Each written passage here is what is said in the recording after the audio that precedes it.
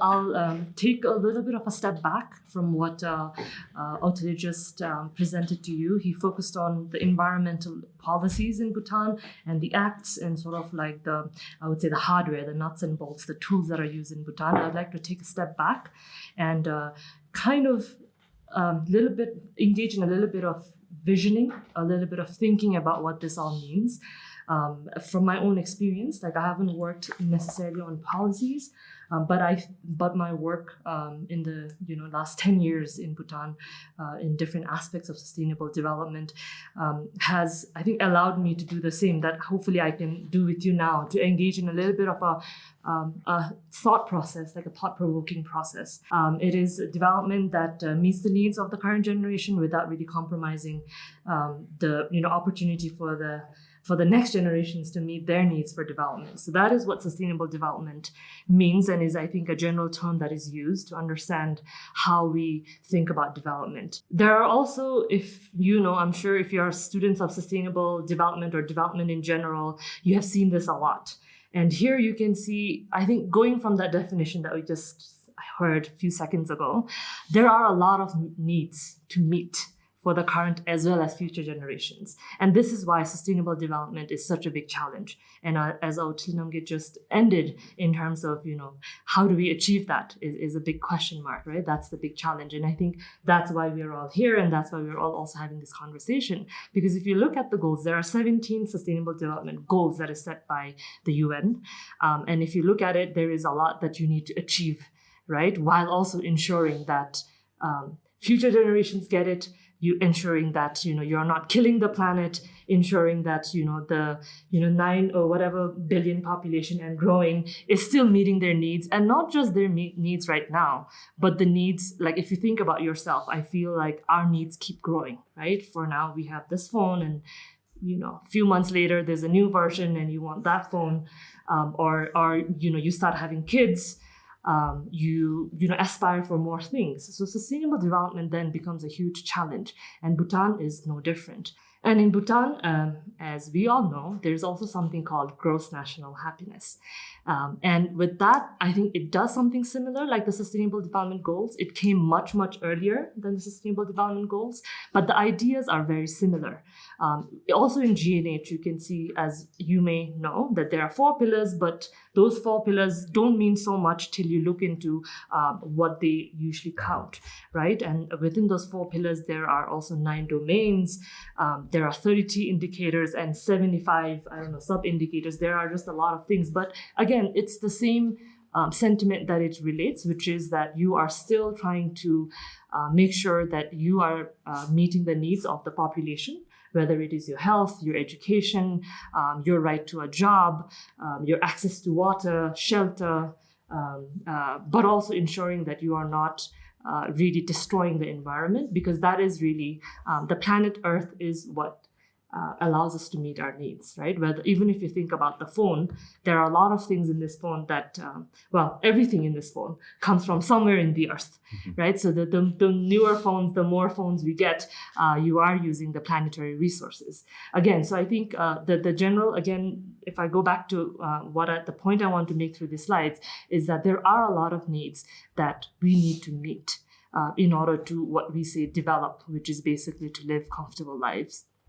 And hopefully also try to increase the comforts if you are living in developing countries like ours, right? So for Bhutan, what does a sustainable economy look like? I think that's what Phuc kind of wanted us to delve a little bit into. And having worked on this for a little while, I always like to say and think that I actually do not have an answer, and I'm not here to give you an answer. I think my job here will be done if I'm able to actually raise those questions in your minds, because I think that's what it is about. Like, I think that's what young generation, as well as we as practitioners right now, need to start thinking about. What does this look like? Because the vision that you have, unless you have a clear vision, you really can't get to achieving that vision. I don't know, do any of you have any vision for what a sustainable economy or what sustainable development for Bhutan would look like? Have you thought about this at all? Anyone? This question is open to our audience online as well, so feel free to send us text messages if you have any. No? We haven't thought about it. So I think that's also one of the beginning points, right? And also one of the big questions we need to ask, because it is about where are we trying to get? And thankfully for Bhutan, because of our leadership of our kings, and I think the previous, also leaders that we've had, including governments that have right now as well as the previous ones, this has always been at the back of our heads, right? Starting from the constitution, starting from His Majesty the Fourth King declaring that GNH, we care more about GNH than GDP. So there is some sort of a vision there, and including the middle path that you just heard about a little earlier. That was one of the Bhutan's, I think, foremost documents that really laid out some of the vision, especially in protecting the environment. So there has been certain vision for Bhutan, fortunately, but having practiced in Bhutan for several years, I feel like that vision is, number one, a little bit vague. So it's hard to realize something where it's like it means everything. So what does that mean, right? So it's like, what do you want to become in life? I want to become successful, but like that really doesn't give you one way to become successful. There are many ways. If you say, I want to be a musician for kids in third grade, that's a much more focused and specific vision that you might be able to achieve, because that's very specific. And I think for Bhutan, that has been one of the challenges, where we have a very grand vision, but it's also not very specific that we can work towards. So that's number one. And the second challenge is really thinking about the changes that we're going through constantly. And this is just the nature of life, right? Everything keeps changing. There are new developments out there, green economy and, clean energy and, all the climate change realities keep adding changes to our reality. So it's hard to really catch up because things keep changing and new technologies keep coming in, or new gadgets keep coming in. So what it means to be developed also changes. So I think because of those two things in particular that I can think of, it becomes challenging to think about what sustainable economy looks like. So I would like you to keep this in mind. Again, I'm not going to give you the answer that this is sustainable economy right now, but this is a question that you should ask yourself as you, go on to, I think, work in this area if that's what you're interested in doing. So thinking about sustainable development, I thought this was a very good, or when I was first introduced to this idea, I felt that this image was a very good indicator of what it really means to function under the constraints of our Earth. It's called the 9 planetary boundaries. It comes from Stockholm Institute of Resilience or something. It's called Resilience Center. Stockholm Resilience Center. They produce a lot of good research. It's a very good resource if you are interested in this topic. But basically, it sets out some of the boundaries from the planet, including what the biosphere has, the ocean, everything that is contained in what we require to live, to breathe, to have a shelter, etc. And if you look at this, it shows that in many of the areas, we're already heading to the red zone, meaning we have overused what's available. And so this is why a lot of people who care about climate change are very, very concerned that we are overusing everything and we have to stop, we have to reverse, because otherwise the planet really cannot function in the way that it has always done.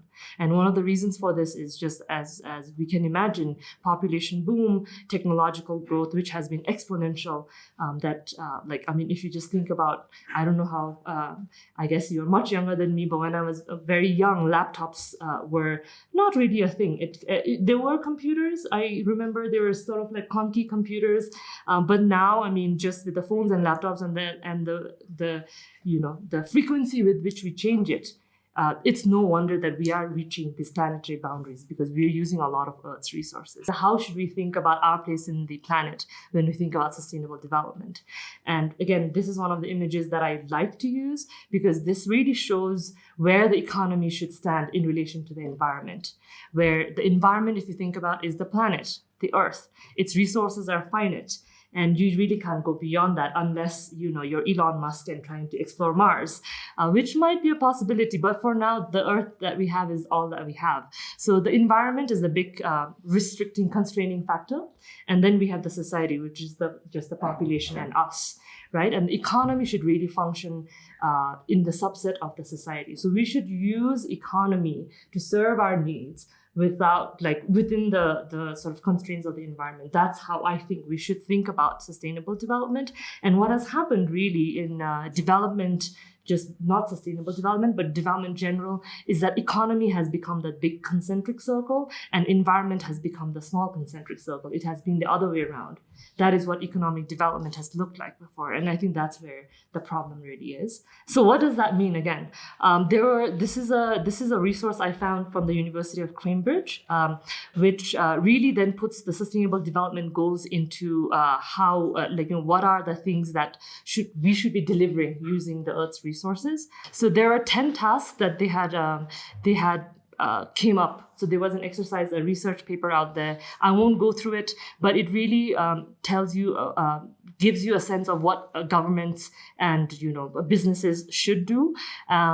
It goes from setting up rules, policies, things that Bhutan has very well, to some things that are very specific, like incentives, certain operational ways of functioning society. So they go from not just the policies and legislations, but also some of the operational ways of what sustainable development goals or sustainable economy should look like. This is something that if you're interested, you should definitely look into. And it really just then sets the stage, as we talked about in the previous slides, of how we use the Earth's resources. Think about the limited nature of Earth's resources and use it to meet our basic needs. And I think for Bhutan, where we are is just a little bit of challenge. We have a grand vision, but we have a lot of challenges. If you think about the realities of waste, if you think about the construction industry, if you think about our food industry, there are maybe some great visions, but in these areas, we really have not internalized some of these policies and visions into how we operate our society. And this is why a lot of the things that we see around us seems challenging, and maybe some of us are a little jaded that we aren't really living to our J&H ideals. Where I think it's very important to think about how do we build it. I feel like that's the most sort of important question that we need to, or not just question, it's the most important inquiry that we need to have within us, right? Which I would like to leave you with this image, which I think this is the challenge, and I hope we can use the next part of the hour to discuss that. Thank you.